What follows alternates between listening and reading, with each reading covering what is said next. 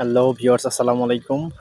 আজকে বৃহস্পতিবার, মানে শুক্রবার যদিও দিনটা, বাট বৃহস্পতিবার রাতে কিন্তু আমি আর আমার সহধর্মিণী ২ জন মিলে কিন্তু মাছ বা বিভিন্ন কেনাকাটা যেগুলো থাকে সেগুলো করে ফেলি। তো তারই ধারাবাহিকতায় কিন্তু বৃহস্পতিবার রাত 8:30 বা ৯টার দিকে আমরা কিন্তু চলে এসেছি মাছের বাজারে মাছ কেনার জন্য। তো দেখতে পাচ্ছেন বিভিন্ন ধরনের সুন্দর, সুন্দর মাছ কিন্তু এই মুহূর্তে বিভিন্ন জায়গায় রাখা হয়েছে এবং এখানে একটা সুবিধা কি, মাছটা আপনাকে কেটে দেওয়া হয়। বাসায় নিয়ে কাটার কোনো অসুবিধা বা ঝামেলাটা পোহাতে হয় না। সো দেখতে পাচ্ছেন একদম পানির মধ্যে, ওহ মাই গড! অনেক সুন্দর একটা আ রুই মাছ আমরা দেখতে পাচ্ছি। পাশেই কিন্তু বড় ধরনের কাতল মাছ দেখতে পাচ্ছি। এই পাশটাতে আসলাম, এসে আমরা দেখতে পাচ্ছি যে শিং মাছ। যদিও আসলে এগুলো চাষের মানে চাষ করা মাছ।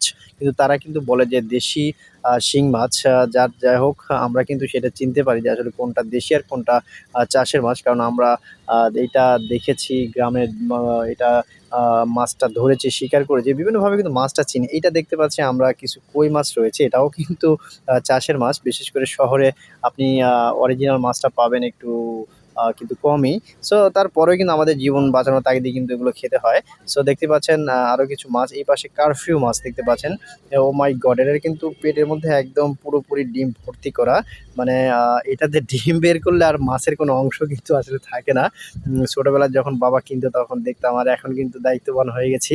নিজের ফ্যামিলির জন্য নিজেকেই মাছ কিনতে হয়। আ সো এই পাশটায় কিন্তু আরো কিছু কই মাছ দেখা যাচ্ছে। এবং কিছু শিং মাছ রয়েছে।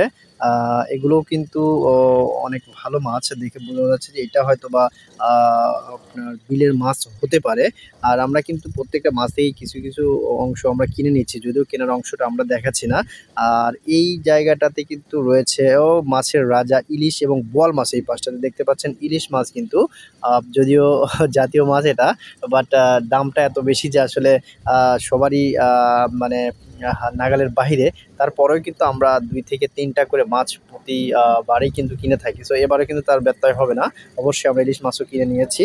আ এই পাশটায় কিন্তু অসাধারণ সুন্দর মাছ দেখতে পাচ্ছেন, সেটাও ইলিশ মাছ। যদিও সাইজে একটু ছোট, মানে ২ টাতে কিন্তু ১ কেজি ধরে। আর এই সাইজের মাছটাই আ মানে আমরা যারা মিডল ক্লাসের, অর্থাৎ আয় ইনকাম মোটামুটি তাদের জন্য কিন্তু এই মাছটাই পারফেক্ট। এই পাশে দেখতে পাচ্ছেন পাবদা মাছ। পাবদা মাছ এবং ছোট মাছের একটা সমারোহ দেখতে পাচ্ছি এখানে।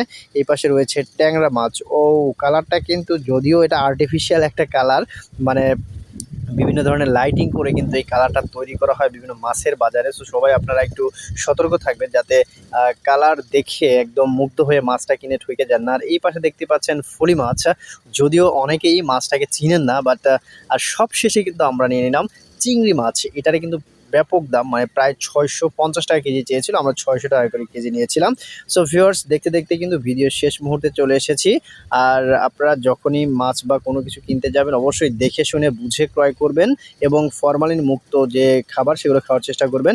সবসময় ভালো থাকবেন। ফরজ নামাজগুলো জামাতের সাথে পড়ে যাওয়ার চেষ্টা করবেন। আসসালামু আলাইকুম।